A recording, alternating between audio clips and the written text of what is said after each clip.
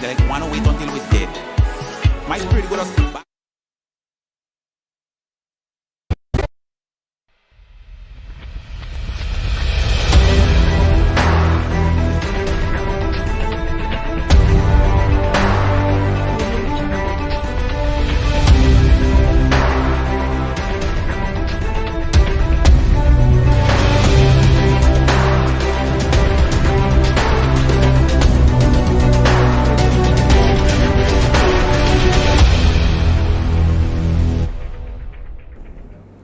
Good evening, viewers and listeners. This is another in our MTV Community Forum program. You will notice a little change tonight. Tonight I am sitting in Mr. Byron Campbell's chair and hosting the program tonight because Mr. Campbell is a little bit under the weather, but he will be joining us via Zoom. Byron, are you there? I'm here, Chris. Good evening. Under the weather. Feeling a lot better, I can tell you, Chris. Definitely, you know. Sounds so with your voice. But it's great to be here with Excellent, you tonight. excellent.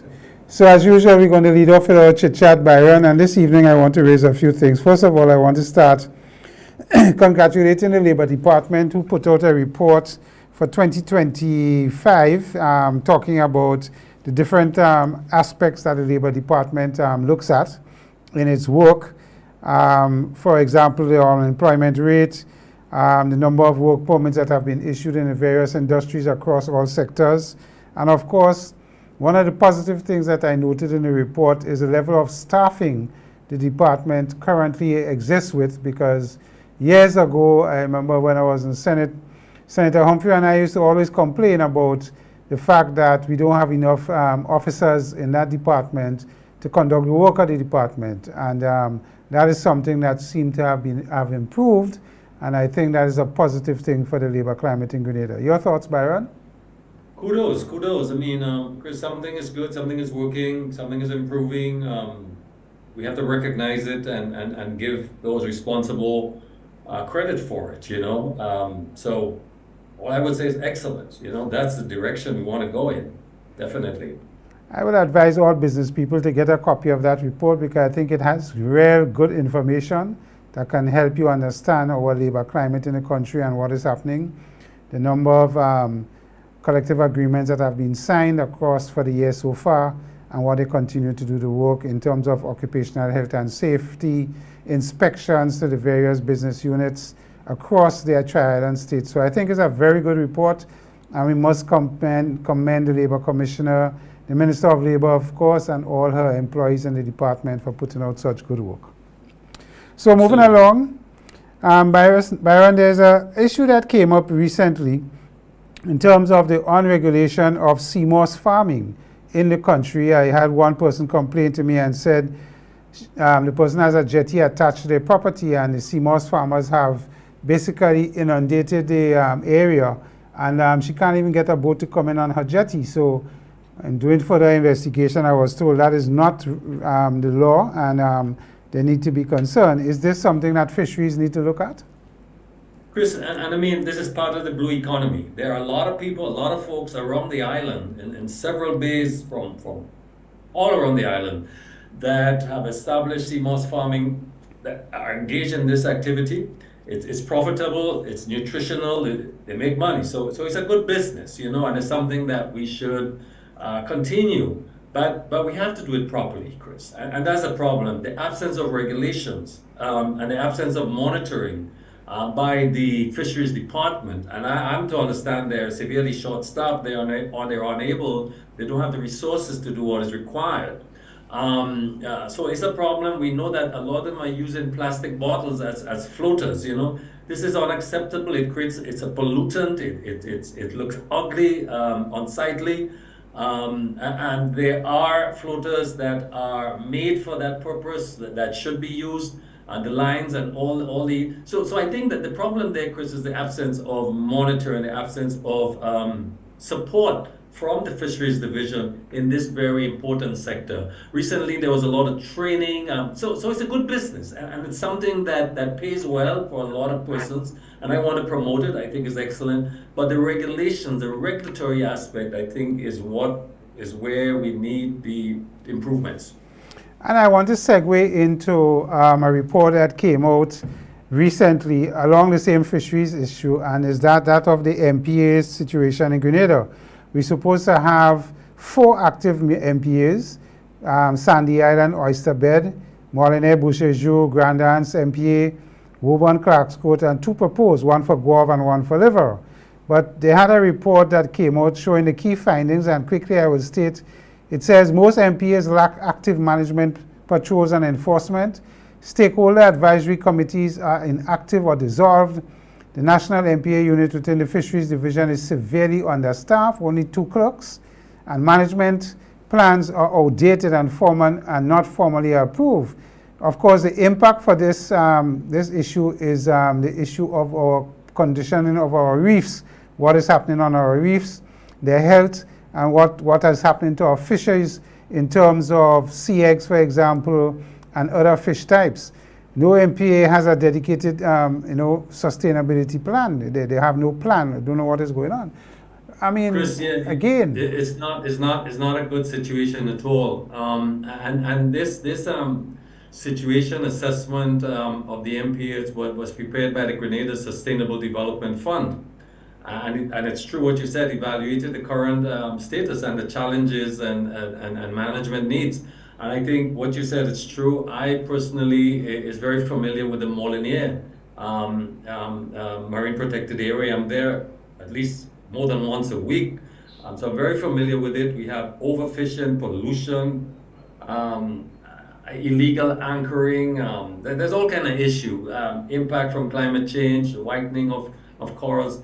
So it's important. The biodiversity is another issue in the MPAs, and we have rock fishing. You can't have a marine protected area and you have uncontrolled rock fishing and spear fishing.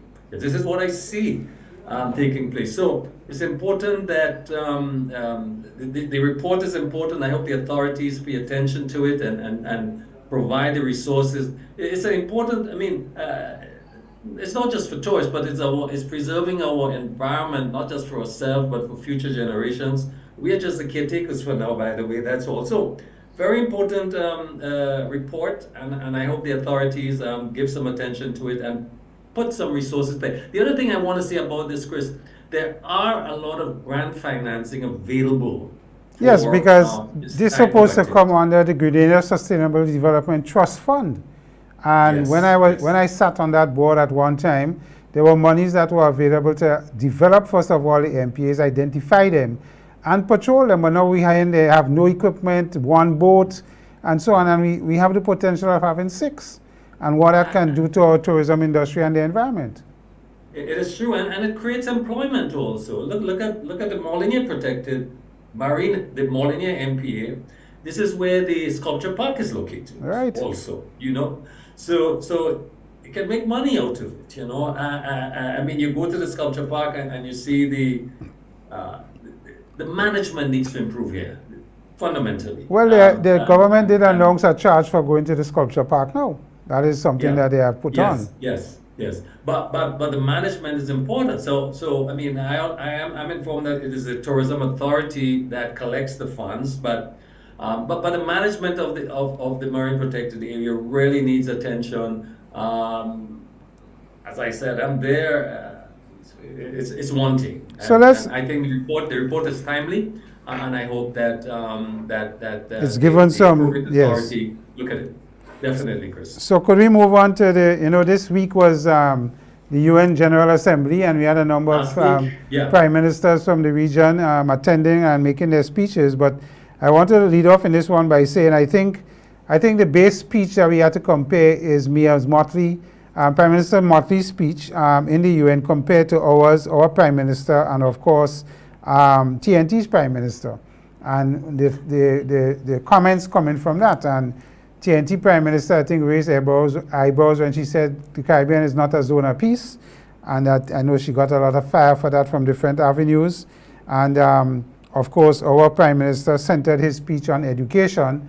There's nothing wrong in that, but the critics will say they find he wasn't pointed enough dealing with the Gaza situation, the situation with the military buildup in the region, and other things that's happening. So what were your thoughts when you listened to the speeches? Yes, I want to agree with you so far. Of course, as you rightly said, this was the 80th session of the UN. The theme, they had the theme, Better Together, 80 years and more for peace and development and human rights.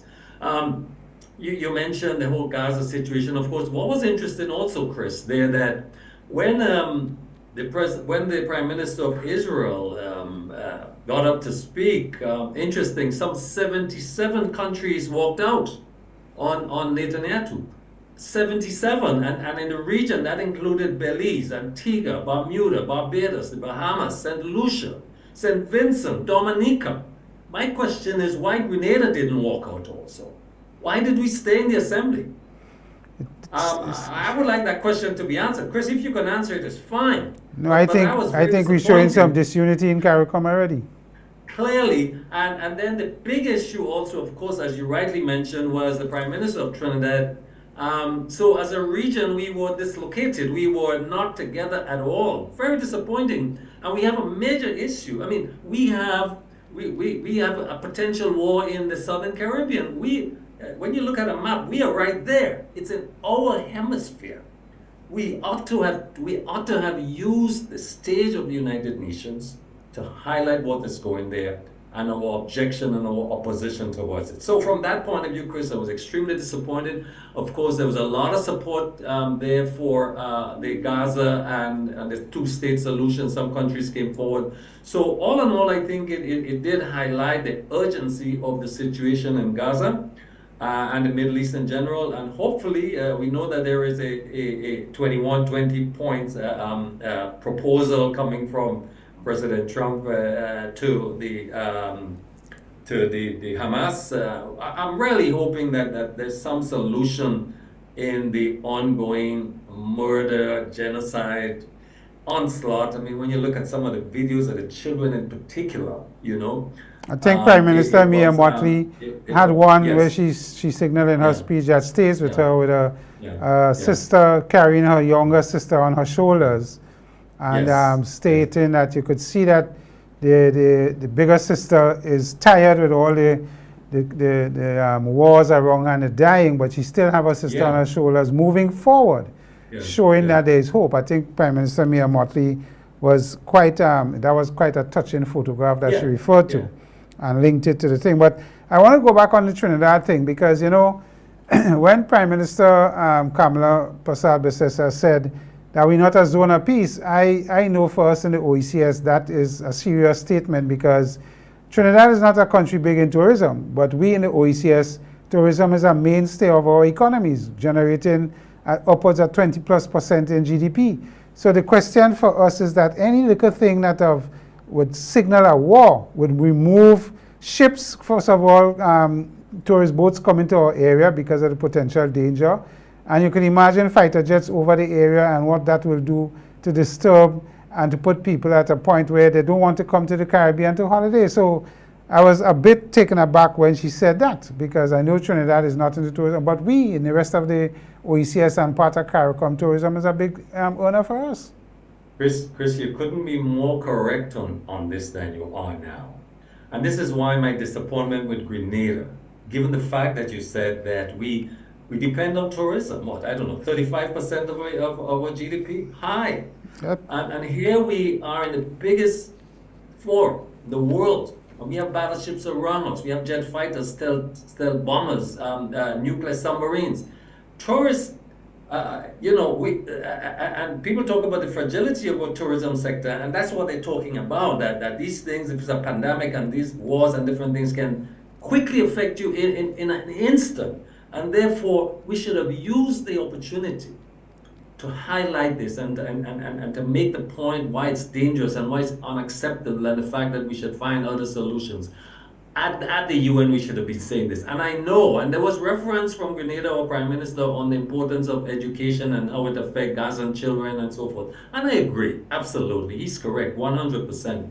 But to stay on one subject, I think was, in my view, certainly was a limitation and not using the stage to really, because we're in the Southern Caribbean and there's a buildup, there's a potential for war here. So anyway, Chris, but that's my take on this. Yeah, I want to move on to, budget 2026 is going to be read on the 1st of December, I think the Minister of Finance indicated. And I just wanted to bring up a few things for consideration that's going to come up. Of course, as we get closer to the time, we'll try to get some guests to come on to talk about it. But the performance for 2025 have been stated that we're going to achieve a GDP of 4% or thereabout. And if that is the case, that is excellent going for 2025 with the challenges we have had with burial and other things.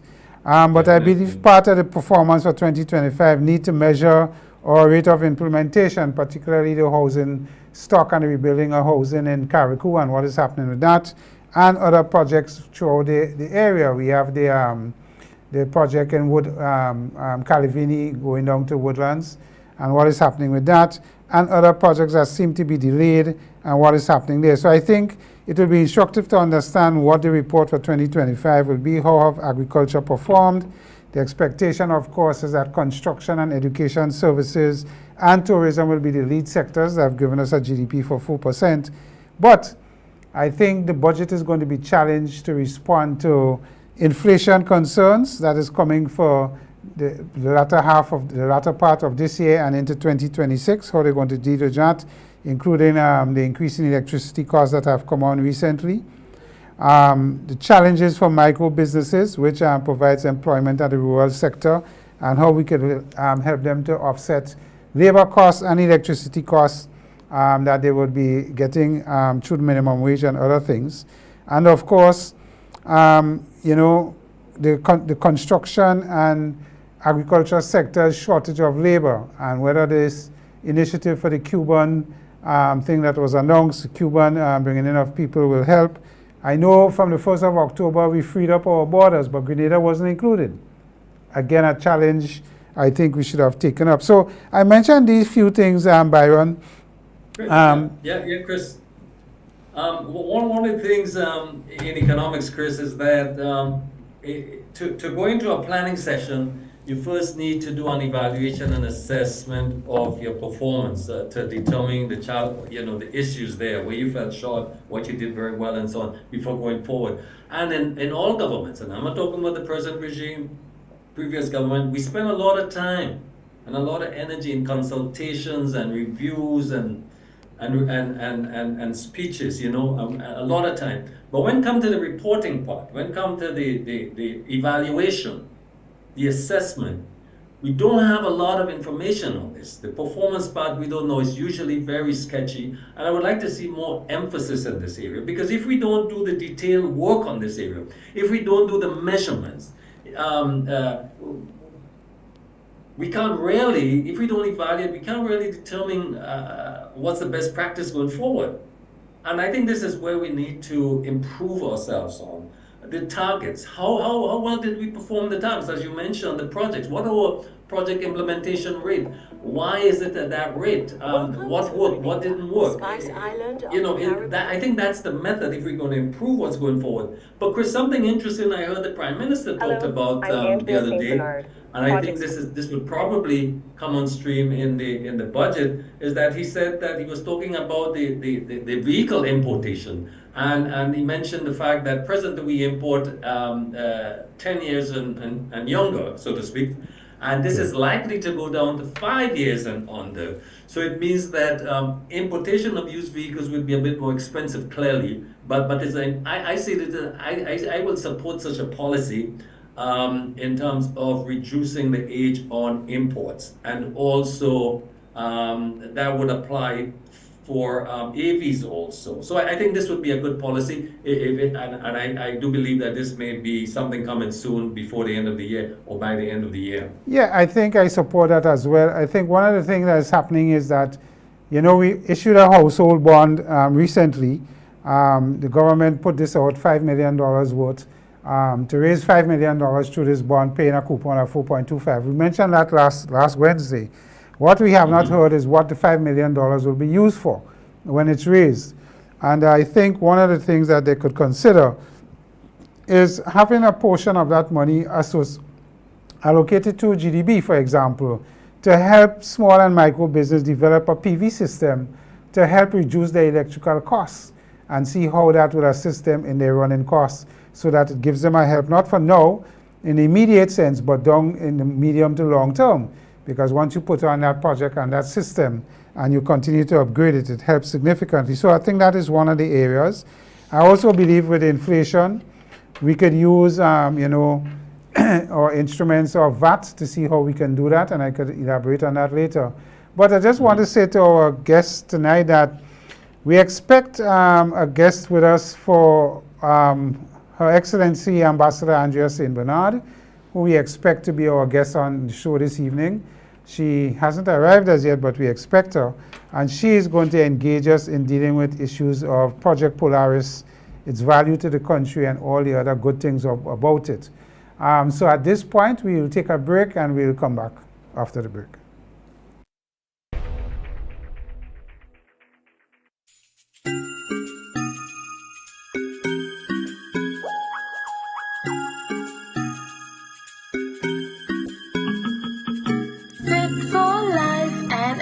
Laboratories, providing quality care and expertise. Fit for life and allied laboratories. See our in-house doctors and our pharmacies. Get expert care and quality tests. When it comes to your health, you deserve the best. Fit for life and allied laboratories. We're taking care of Grenada.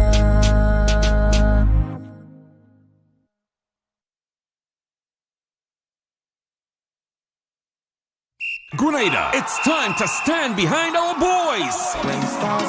Team Grenada is back on home turf this October for 2 exciting international friendlies. Grenada versus British Virgin Islands, Wednesday, October 8th at 6 p.m. And Grenada versus Cuba, Saturday, October 11th at 7:30 p.m. This is more than football. This is national pride. Let's pack the stands and show the world the heart of Team Grenada. Get your tickets for the Grenada versus British Virgin Islands for just $20 adults, $10 for students, and children 10 and under enter free. And for Grenada versus Cuba, adults cost $25, $10 for students, and children 10 and under enter free. Get yours at the GFA's office, Chucky's Bar, Heather's Boutique, or Grenadian Optical in St. George's and Spiceland Mall. Adult tickets are also available online at godafed.com. 2 matches, 1 team, 1 nation. Support Team Grenada this October.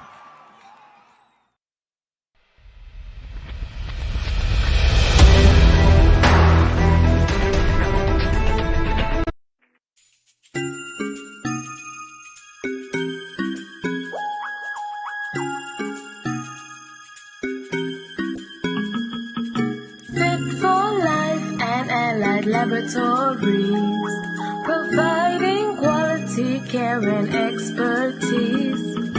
Fit for life and allied laboratories. See our in-house doctors and our pharmacies. Get expert care and quality tests. When it comes to your health, you deserve the best. Fit for life and allied laboratories. We're taking care of Grenada.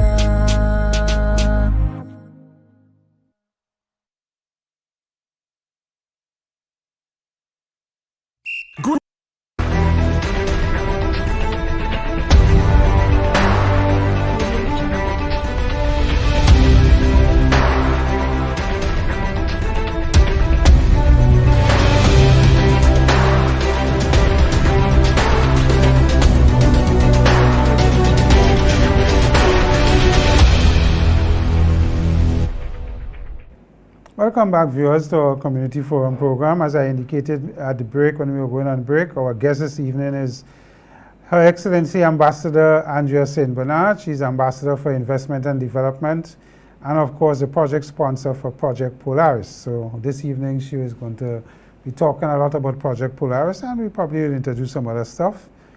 Her Excellency is a lawyer by training, have a master's and or JD, She's an Olympian. I don't know if much people know that about Andrea. She was Grenada's first representative in Taekwondo at the Olympics in 2012 in London.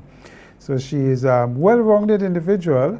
She today serves as the Grenada Ambassador for Investment and Development, and of course advisor to Prime Minister Dickon Mitchell, leading efforts to attract strategic partnerships and deliver transformative national initiatives, most notably Project Polaris. So Andrea, welcome to the program. It's a pleasure to have you. It is a pleasure to be here. Thank you for inviting me. Yes. So let us start off with Project Polaris because we want to talk about that. And I want to start off with a question about why Project Polaris. I understand the fact that our health sector is an area of challenge currently with all that is happening. So why have the government identified that as a particular transformative project for the country? So I think, you started with it. Healthcare is a significant challenge in Grenada for all of Grenadians. And so I guess the government took time to consider what would be the things, projects that we could undertake that would have the greatest impact for people, make them the most impact in bettering lives of Grenadians. And healthcare really is at the top of that list. There's, I think, no secret that there are significant challenges across the healthcare sector, and there's no one problem and there won't be one solution. We have a long-term problem which is multifaceted, and we need to take a very serious look at the full spectrum of the problems instead of trying to look at one Band-Aid at a time, and come up with a plan to actually improve the healthcare service and delivery in Grenada. And so we understood that you have to start somewhere. And so we begun Project Polaris, which I'm not sure if you have an idea or know the story or the genesis behind even the name Project Polaris. And we came up with the name Project Polaris because it signifies the North Star. Okay. And so we said, it's not that building the hospital will fix healthcare. It's that we have to have a goal and an end point so that we can start the journey to get to where we want to be. And so the hospital and the building of the hospital became the North Star, where we could say that's the point at which we will have built better institution and infrastructure, and we should also be able to deliver better healthcare. And so there's several aspects going on at once that will lead us to, over a journey that will take us years, a point at which we can boast good healthcare in Grenada. Right, reading up on this is a 250-bed climate smart research hospital, 260 million, I think. It's going to be the capital cost. So it is going to be a significant cost for us in our economy, a small size economy. I noticed that the first phase is going to be the hospital part that is going to take 10 acres of the larger space. How is the financial engineering going to meet that cost? Through loans, through CBI? What is the thinking here for us to meet that kind of capital outlay? Right. So the initial budget for the construction of the hospital is $250 million US. It's obviously, that's a significant capital undertaking, and one of the largest that the country will have undertaken. So we are approaching it cautiously and really very diligently searching for the best possible financing. I guess the first point is the first question you asked, which is why are we doing this? And it's because we believe it's absolutely necessary for the people of Grenada. So this is an investment in health and wellness of Grenadians. But yes, it will come at a cost. We have spent quite a bit of time in, this project has been underway now for a couple of years, and so for a large part of 2025, we have been speaking with potential financiers, and we've gone through a large scope of potential financiers, from commercial bankers to export development agencies. We've also found quite a bit of success in our discussions with highly concessionary lenders. As well as we would also have some grant components, as well as we would also launch a philanthropic campaign and look for donations and expect that with a project of this level of national importance and that instills national pride, etc., that we would be able to also launch and have a successful philanthropic One of the campaign. challenges with our current health system is the cost to the average Grenadian in terms of how affordable it is. So, you know, we don't like to pay for things when it comes to healthcare, and, you know, simple blood tests sometimes causes issues. With NHI, which is supposed to help with that, how is NHI going to harmonize with this as we come to, you know, getting the hospital up and running and resourcing it so that it is affordable yet still, but it must pay for itself? You're starting with all the right points. NHI is just absolutely necessary. So it's one of the pillars that will, the success of Project Polaris, the success of better healthcare in Grenada will depend upon. We need to find a way to have universal health care, some level of universal health care. So the government is committed to implementing national health insurance, and it has to be ready in time and be a part of the collaboration and the work stream that is the bringing about of Project Polaris. So you're breaking ground in 2026, and you expect to open and have boots on the ground between 26 and 28. So hopefully by 2028. So isn't there a risk associated? Elections is due in 2027. The government may win or they may not. Is that poses a risk to the project in terms of its completion or its building out? I sincerely hope not.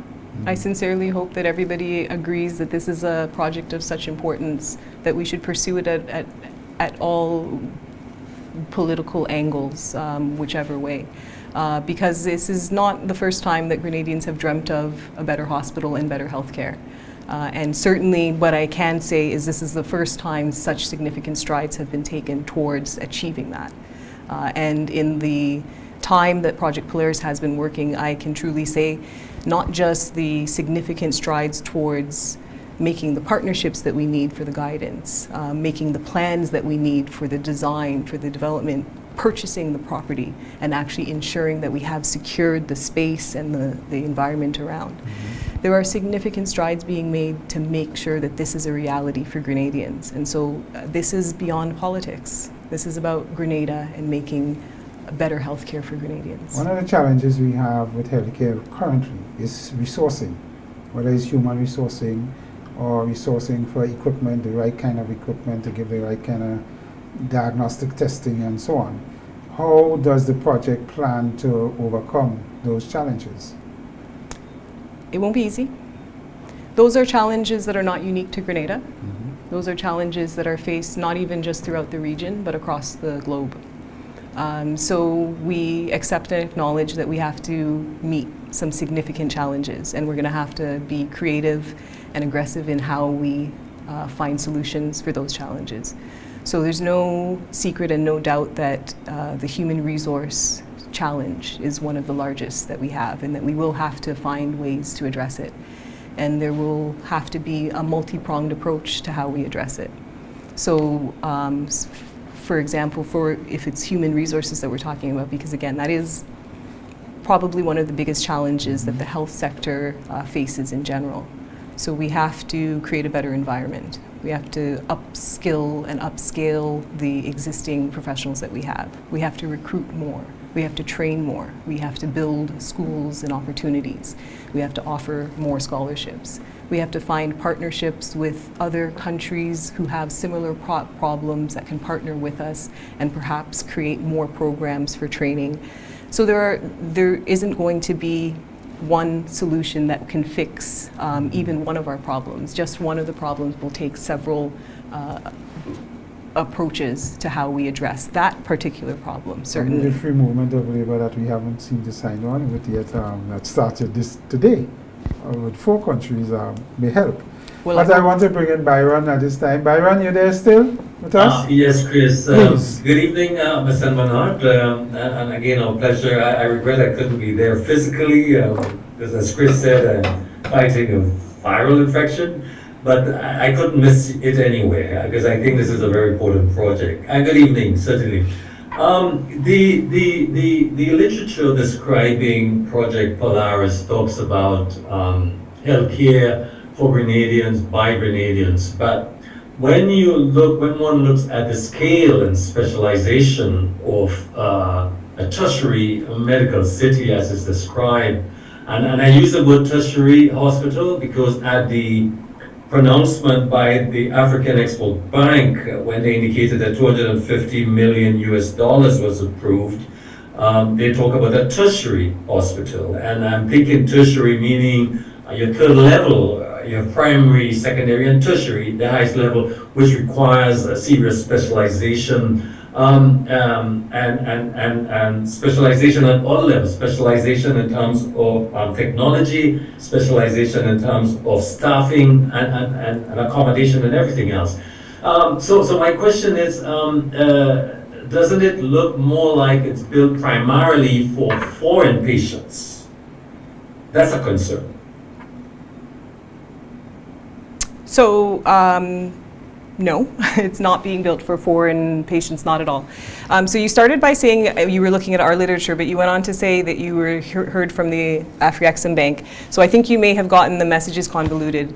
The hospital that we're building is a replacement of the existing general hospital. So first and foremost, it's going to offer the services that the current general hospital offers.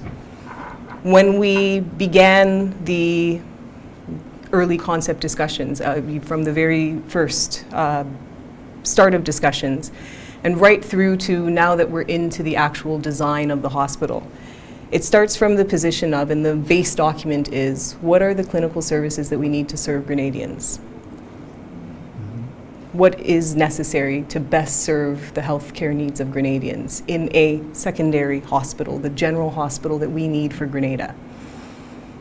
So that clinical services plan went through quite a bit of consultation within our own hospital, our own general hospital, management, staff, etc. It's then gone on to consultation with our strategic partners, etc., so that we can understand not only what are we offering today, to make sure that we offer always at least what we're offering now, but also what are the additional things that we need to add to best serve the population that we have and the needs of our population. That's the center piece. That's the core of the planning for all of the hospital. So from day one, when the hospital opens, it will have all the clinical services of our current general hospital, but delivered better. Delivered in a better institution with better standard operating procedures, with better service quality. And I say that because we've already begun to work on a system that will deliver us better quality and better service of healthcare. But absolutely, there's no doubt that the core of the hospital and the planning of the hospital is based on a clinical services plan that will serve the population of Grenada, Carriacou, and Petite Martinique.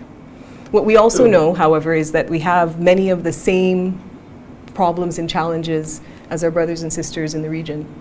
And so if we build a top healthcare institution delivering the services that the population in Grenada needs, then we would also be offering top healthcare service to the problems and challenges of our neighbors in the region.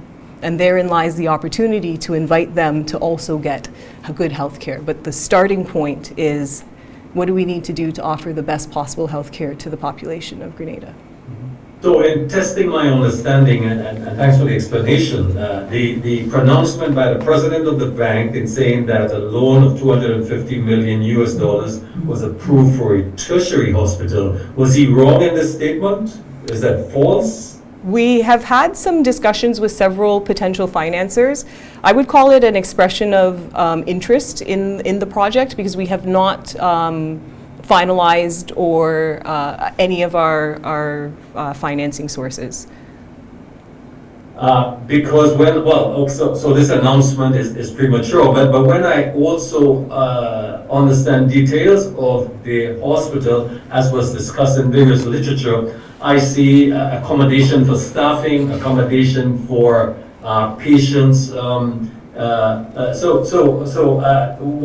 aspect of the hospital is being designed for, when I say outpatient, patients from overseas, like an offshore patient facility? No, as I said, what we're building is a hospital that serves the needs of the population of Grenada, Carriacou, and Petite Martinique, first and Okay. foremost. And- It and will that's be an clear. excellent It's all- hospital. It will be a world-class institution, and it will offer good health care. And through achieving those goals, which we've set for ourselves, we will attract patients from the region and beyond. And we Okay. believe that that's an excellent model to then offer a business opportunity that helps with the sustainability of the cost of offering good health care to Grenadian people. You envisage with this approach the closure of our existing general hospital? Yes, eventually. Okay, excellent. I want to talk a bit about the Mount Sinai partnership, because this is very much, I understand that this is costing, it's an ongoing arrangement costing some $2.5 million annually. What exactly is Mount Sinai's role? Are they investors, trainers, manager, or simple lending their brand? What exactly is this arrangements? You can explain, please. So there are a few different arrangements that we have with Mount Sinai. The first that we entered is, in fact, the one, and the first engagement that they began with us is the one that's ongoing at the General Hospital. That is a quality improvement initiative that's meant to improve the service of quality and care and safety matters primarily at the existing General Hospital. They spent 3 months doing an assessment of the operations and procedures and practices at the existing General Hospital. They then spent another month or two working directly with the hospital management team to determine a work plan for quality improvement, safety improvement initiative. And so again, that is a consultancy role where they provide us the guidance and exposure to world-class best practice and standards, and they work with our hospital management team to raise the standards, to write policies, to create new procedures, and to really expose our teams to the world's best practices. Because there is a concern that, what is going to happen to our general hospital when Polaris puts boots on the ground in 2026? We can't stop it. We have to continue it, build it, and get it better, and eventually keep servicing the population of the state. So it's good to hear that work is being done by Mount Sinai with an intention to improve what exists now. Absolutely. I mean, the intention, as we said, is that the existing General Hospital is going to transition into the new General Hospital, which means the patients that are there are coming over to the new General Hospital. It means the medical professionals that are there, they're coming over to the new hospital. And we are going to do everything that we need to do to walk the path with them to get to better services, better standards, better policies, so that when we get to the new hospital and we open the new hospital, it's not just a better institution. There are better structures, procedures, practices, policies in place. And the General Hospital staff are working quite diligently now. In fact, it's the highlight of the work that we're doing now, is to hear the regular updates of things that are happening at the General Hospital, and the work that's being done, the energy, and just the general good feeling that something is being done. And I think that has been a very special movement, and it continues. So, Byron, go ahead. Staying with the, and I want to continue along this line, the question of staffing and capacity. Some time ago, the Minister of Health, was talking about the staffing shortages at the General Hospital. At that time, he counted it as over 100, including technical and other staffing. So he clearly indicated that already short on doctors and nurses and specialists. If we can staff what we already have, how do we staff a cutting-edge hospital of this nature? Are we anticipating let me leave the question to you to answer. How do we anticipate staffing this new facility? What's your thoughts on this? So again, this is something that is a significant challenge, and it will take a multi-pronged approach to solve for the problem. So first and foremost, we're starting with upscaling, upskilling, working with, making environment better, all the existing healthcare professionals that have been making the sacrifice. And so we've got a good base to start with. We know that we have to recruit and train more healthcare professionals. So again, it's the planning. So as I said, we started with a clinical services plans. What are the services that we need to give good healthcare to Grenadian people? Well, working with our strategic partners, the next question was, what do we need to be able to deliver those services at the highest levels? So we have an understanding of what is the building and institution and infrastructure and technology that we need to be able to best leverage what we have. But then we also have built into that, what's the HR plan that we need to deliver those services? And that is a very ambitious plan, because to deliver world-class healthcare services, you have to have a lot more healthcare professionals than what we actually do have. So there is a significant gap. But there are things that can be done to bridge the gap. So we'll start training, and we have to look very closely at what are the areas that we're educating, how are we educating. So we definitely have to start looking closely at, again, will we have a nursing school? What's the best opportunity for us to train more nurses? Is it through our collaboration with SGU? Is it going back to a national nursing school? These are still things that are under consideration that will become the next big push as we move forward with the overall plans. We need to essentially do an assessment of what do we have and where do we need to go. What are the upskilling and training that we can do for any of our existing professionals within the hospital? What are the new recruits that we need, and what are the new positions? Because it's not just doctors and nurses, it's allied healthcare professionals, as you said, the technology component. So we need persons who can also contribute and work within the hospital. But this is a wonderful story, because what it means is we're creating really excellent jobs and careers and opportunities for Grenadians also. And I know there was a thinking, sorry, Andrea, there was a thinking at one time within our region, CARICOM in particular, for countries to specialize in certain treatments. For example, I know Barbados have gone ahead with private sector investment, significant at that, for cancer treatments, and developing private sector-led hospitals to service cancer patients within the region. Is that something that will be considered under the project? All of us can't do everything 100%, right, because of the cost. Absolutely. So would we have partnerships developed with, say, a Barbados Institute that is well along with cancer treatments of certain types, and see how we could augment that or be part of it? Yeah, I think that's a great idea, and we certainly have not closed the doors to all of the opportunities, because, as you said, we'll never be able to offer all of healthcare in Grenada. The scale is too small. So how do we find the best opportunities to offer accessible healthcare? And partnering with our neighbors is a great idea. So we have a plan that starts with, as I said, what are we currently offering, and what are the services, the most needed services that we can offer in the first instance. But part of the planning for the hospital, the building, the infrastructure, et cetera, is the future planning.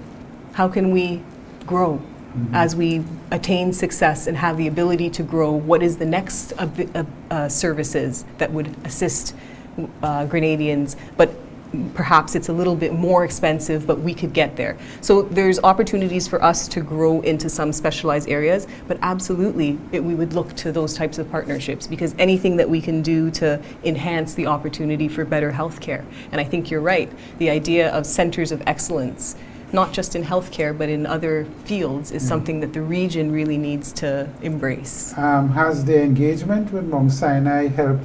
I mean, we have serious issues with NCDs and leading to cardiovascular issues in the country. We have a lot of deaths and amputations and so on. Cancers is another big one for us in recent years.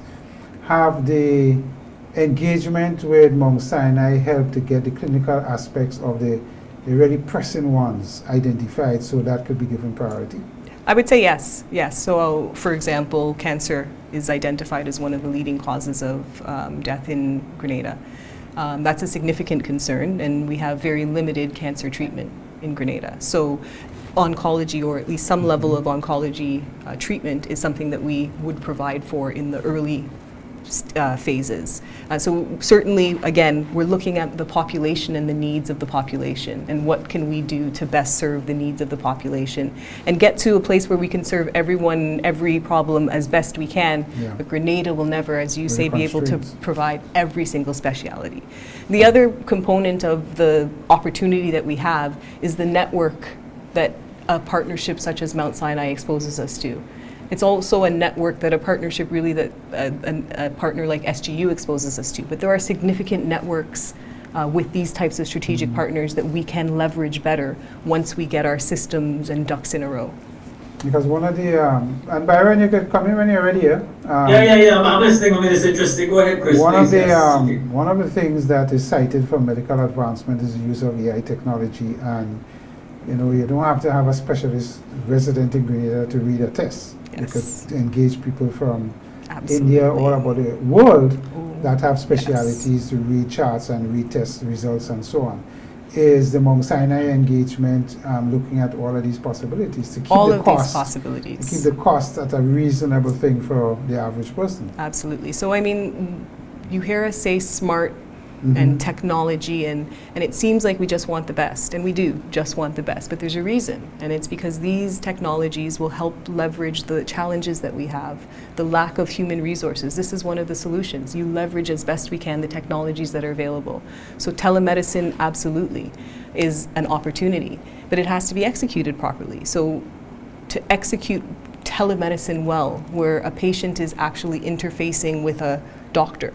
And what you said is even further removed, so they don't even have to interface with the patient. They could just be reading and helping with diagnosis of reading tests. But even to interface, you still need professionals, medical professionals, who can help that process. So it's about training the right nurses and the right other medical staff so that we can facilitate a good telemedicine system. And then we need less doctors, because we can leverage the Right. technology, but we still need to train properly the staff and the professionals that we do have to make use of those types of systems. And so it's really planning and putting together and using the guidance of a Mount Sinai, because even Mount Sinai, with all the resources that they have access to, make use of these same Of course. technologies and opportunities to lower costs.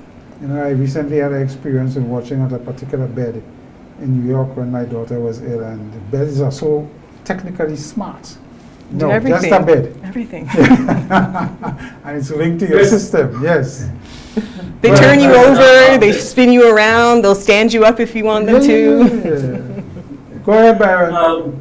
There's still a bit of, let me explain, a bit of confusion in my mind. Let me tell you why. So here we have a situation that, as I understanding and listening to you, that Project Polaris is designed to move Grenada's healthcare services to a new level. And that's understandable because we all agree that the present one that we have is wanting and it's inadequate to meet our current health needs and certainly for the future. So a project of this nature, as you describe, is desirable. There's no question about this. But as you describe it and we look at the literature and we look at the design, we see that it not only is designed to replace what is called our general hospital, our secondary healthcare facility, but also to provide facilities for, I call it offshore tertiary facilities in some regards, because the project talks about accommodation for overseas patients.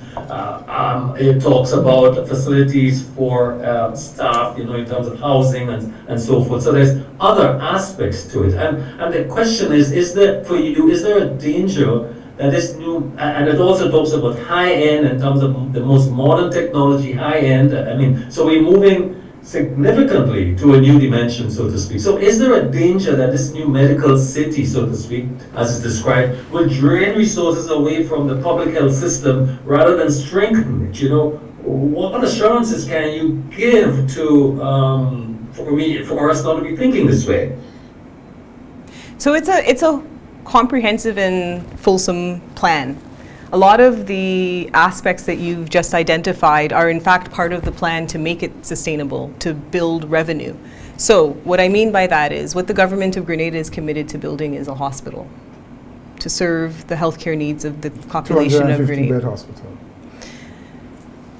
The 84 acres that the government has secured, what we are planning to do is build a medical city. We're calling it a medical city, but it's really a commercial platform. Medical city because it will have additional medical services. We are planning for, and we're actually in the process now with our master site planner of planning out the 84 acres. And it's actually a lot of fun. It's quite spectacular because you can see it start coming to life.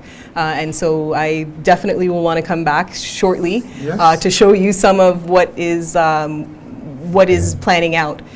Because the 84 acres, that is where we expect that there would be, and so we're coming to a point where we'll have even better renderings because we've now actually gone through the process of doing the site planning and the early concept design based on the topography and all of the studies that we've done. But beyond the actual hospital, which is primarily to service Grenadian population healthcare needs, we have the medical city beyond, which is a commercial and revenue opportunity, investment opportunity. The government of Grenada isn't using its money to build the medical city. We're inviting investors to come and build the medical city. This is the most dynamic investment opportunity in Grenada. This is, again, built on the cornerstone of a new, smart, climate resilient hospital which will offer excellent health care and which will be branded with an international name brand. We believe we can attract medical tourism as a product now for Grenada. And with that proposition, the opportunity for the traffic into the medical city, into a hotel, which the government of Grenada isn't going to build the hotel. We're inviting our partners, our investors to come and build a hotel because we've got a beautiful site. We're planning it in a most spectacular way. And we know when we build a hospital that's offering excellent care, the best care in all of the region, people will come, their families will come, and it'll just be another reason to visit Grenada. The most important thing, we have 365 days of sun and fresh air. It's paradise. Yeah. So in many instances, healthcare has been the barrier. Would the priority, however, be, sorry, Chris, would the priority, therefore, and I understand this is multidimensional, but would the priority for Project Polaris be replacing our general hospital, providing, and therefore the question will be, can you guarantee that Grenadians, regardless of income, will have affordable access to this new hospital? That's the question. Yes, 100%. Because she did mention NHI is going to be working as part of this project to get it operational by 2028, at least. In the worst case scenario, it has to be operational by 2028. One of the concerns we have had with healthcare in Grenada is emergency care. And what happens, you know, somebody has an emergency, an accident or whatever, and they go to the hospital, facilities is not at the stage where proper diagnosis could be done to stabilize patients, and then if they have to go in ICU, what happens, run in an ICU unit and so on. I'm asking, does the scope of the engagement with Mount Sinai look at things like that? So the scope of the engagement with Mount Sinai, I might have missed the meat of what aspect you're asking if it looks at. So it says in a brief that advise on clinical operations. I interpret that to mean things like emergency health care, you have an accident, children or whoever is involved, but it's at a point when they come to the emergency part of the hospital that they could get stabilization based on what the injuries are and how and so on, and what happens after that. Yes. Because there were thoughts in the past that emergency care up to a certain point is free to all Grenadians, regardless of your plight. And you know, it is sometimes not nice to see people standing up by the side of the road trying to get donations to help with medical care. So would NHI, as part of that and the scope of the work of Mount Sinai, look at how we could improve that? That is the question. So I'm not sure which part of it is specifically is Mount Sinai specific, because really the work that they're doing is very much consulting to help our quality Right. improvement and safety matters. But it definitely involves looking at procedures, helping to, it's standard operating procedures is a large part of the work that they're doing with us now, helping us to create and build our standard operating procedures and ensure that we then have accountability. And standards and systems are absolutely necessary. So I want to say yes. I guess the other comment that it just leads me to think about is the other pillar required for the success of Project Polaris. I say the other. The first one really is NHI. We need to have universal healthcare available, health insurance to service the population, and there needs to be some level of basic healthcare available. So NHI is necessary for the overall success of improving the health sector. The other necessary part for Project Polaris to be successful is we have to improve and fix primary healthcare. So we've touched on secondary and tertiary. Primary healthcare is at the core of what Grenada needs, which means we have to focus also on the communities, on the health centers in the communities, and we have to make sure that people know that they can rely on and what they can rely on in their communities. And why that's so necessary and a focal point for the success of Project Polaris is because any hospital is going to be overcrowded and overburdened if everyone's going there instead of having access to places where they should be able to get the types of services that they should get. So there's no doubt, and we haven't ignored or forgotten that primary healthcare is an absolutely necessary aspect of improving the health system in Grenada. So, Ambassador, in these programs, we run out of time quickly because you get so interested in the conversation. So, we must have you back, as you say, when things get a little further along the line. So, I want to give you the opportunity, to make your closing statement and give us your thoughts on where you see us going with this project. So I am quite surprised that we've gotten to the end of this because, as you said, we could go on and on. Yes. My closing statements, I would say, is we've just gotten started. There's a whole lot more work to do, but a lot of work has been done. I want to actually take the opportunity to commend those who have come along and begun to work with us. So first and foremost, the hospital staff. They've been amazing. They are doing quite an exceptional job working, I can't say alongside Mount Sinai. It's like Mount Sinai is working alongside them. And they really are the motor that's pushing the quality improvement forward.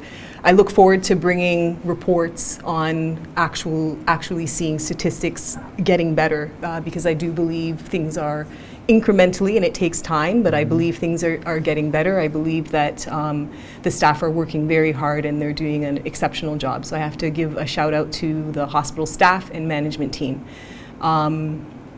We're also engaging so many others within this. This isn't a one ministry project. It's not a one department project. It's all of Grenada, all of Government of Grenada across ministries project. So we've also begun to engage Ministry of Infrastructure, Grenlec, Nawasa, really cross the section. And so my closing remarks, I guess, would be we're looking for everyone to come along and work with us because it's going to take a full effort from the nation to see the improvements that we need to see.